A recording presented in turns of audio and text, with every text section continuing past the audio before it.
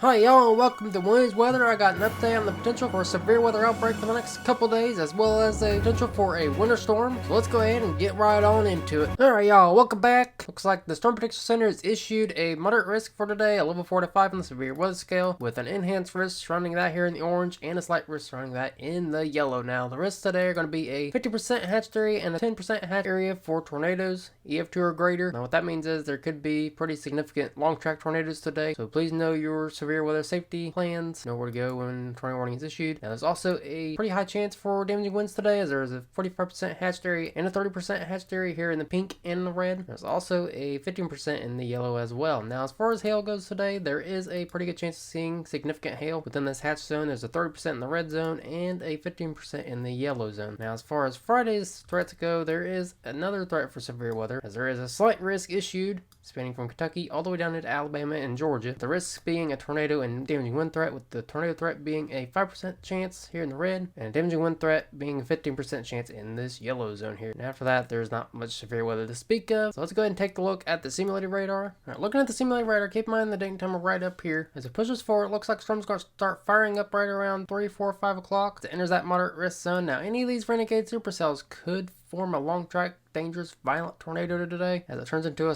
quasi-linear convective system, basically a broken up squall line. Now, within this squall line, there could be embedded tornadoes as well. Mainly, the main risk today is going to be damaging winds, and that's going to start breaking up at right around 11 o'clock tonight. So it looks like it's going to be a pretty dangerous night for severe weather, so make sure you have your severe weather action plan in place. Keep the batteries fresh in the weather radios, keep your phones charged up, just have a way to get a warning and know where to go when that tornado warning goes off. Probably storm shelter, basement, interior room, just keep the main walls between you and the outside as possible today. And damaging winds are just as dangerous as tornadoes, so keep that in mind. And then it's going to start exiting the moderate risk zone and head into the early morning hours of Friday. Now the risk doesn't diminish overnight either. Now we're going to have to lower resolution down for tomorrow. It looks like it's going to enter Mississippi at right around 5, 6 o'clock. Renegade supercell is going to be entering Alabama at right around 10 o'clock to right around 4 o'clock, with the main risk being mainly a tornado and damaging wind threat. No hail threat to speak of. It enters Georgia at right around 5 to 6. Then the threat starts to diminish as we head into the overnight and the early morning hours of Saturday. Now the threats up here in Kentucky and Tennessee, y'all threats are going to be happening right around 3 o'clock to about 6, 7, 8 o'clock as it reverses eastward, with the main threat being mainly just a damaging wind threat. Live within the moderate risk today and the slight risk tomorrow. Just please remain hyper weather aware. Again, just know where to go when that tornado warning is issued. Now I'm going to show you the significant tornadic parameters. Now, what the significant tornadic parameter tells you is basically it puts the thermodynamics together and the kinematics together, and it puts out one total of what the threat of tornadoes is within one given area. And it looks like a 4 out of 10 is in store for the Dallas area and down here by San Antonio. And that don't mean a tornado is going to happen within this whole area. It just means that it interacts with that favorable environment.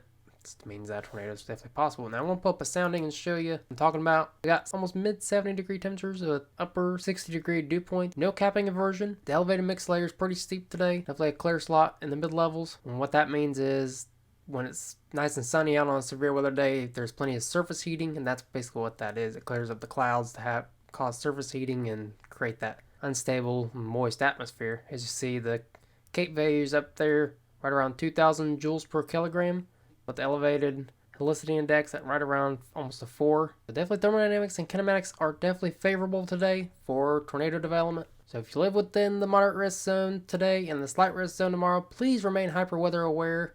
Stay tuned to those watches and warnings and know where to go when that tornado warning goes off. Now, other than severe weather, we have a flooding threat, as there's a moderate risk issued within the red zone here, a slight risk surrounding that. And on Friday, there's a slight risk for excessive rainfall within this yellow zone spanning from Illinois up into Ohio, for upwards of 2 to 4 inches within this whole zone, and upwards of 4 to 6 down here by Arkansas as well. There's already been flood watches and some flood warnings issued ahead of this as well. So turn around, don't drown. Remain hyper weather aware for the next couple days, and never fear, as shelter is always near. Looks like other than flooding and severe weather for the next couple days, we got some winter weather, as there's winter storm warnings down here in the southwestern part of the country, winter storm watches up here in the Midwest Ohio Valley region, and up here in the northeast as well. Now we're going to look at the simulated radar. We're going to look at down here in the southwestern part of the country, as these windstorm warnings go into effect through 5 o'clock tonight. As you can see, right around 5 o'clock they start to diminish. Now let's take a look at the winter storm watch area up here in the Midwest Ohio Valley region. Looks like this will happen right around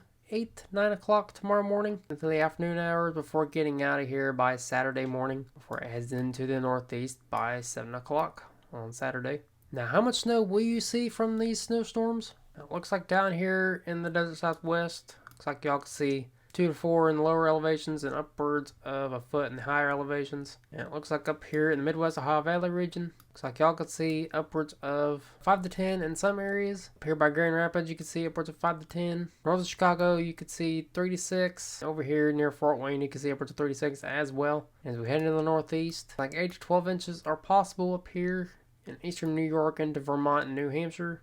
5 to 10, 8 to 12. As far as travel for the next 3 days, it looks like it's going to be pretty treacherous across the Midwest Ohio Valley region. Moderate impacts are expected up here in the Northeast as well in the orange. Over here in the northwest part of the country, y'all are having major impacts. Definitely, if you're out on the roads for the next 3 days, then please be careful. If you don't have to, then don't. Pack a safety kit with you. We're going to go ahead and take a look at the near-term forecast. All right, looking at the Euro model, keep in mind the date time right up here. Pushes forward, we know we got that big severe weather event happening for the next couple days, as well as that big snowstorm. It's going to happen into the weekend, and after that, it looks like it's going to be relatively quiet out. Snow showers out west for another storm system starts rolling through right around Friday, March 10th. Now, this is over 200 hours out. Keep that in mind. That looks like it could be an ice storm up here just west of Wisconsin. A big winter storm up here by Minnesota, Iowa, into the northern plains. And looks like it could be another severe weather threat just southeast of Texas. This is too far out. This is La La Land as far as models go. It looks like there could be a potential ice storm down here in Texas as well on March 11th. Lastly, let's take a look at the temperatures. And we know we got that warm, unstable atmosphere happening in the next couple of days, bringing 70 degree to 80 degree temperatures and moist air down in the moderate risk zone today and then slight risk zone tomorrow. Looks like we're going to be cooling off, and then it's going to be warming back up again as we head towards the middle of March. Let's take a look at the temperature anomalies here. We'll look at the 6 to 10 day temperature outlook and all that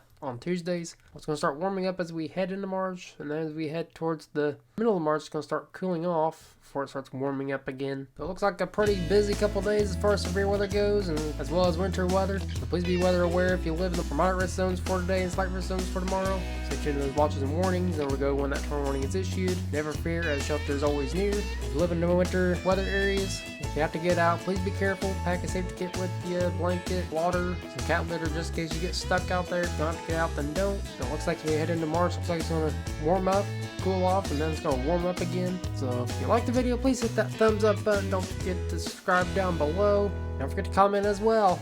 And until next time, never stop forecasting.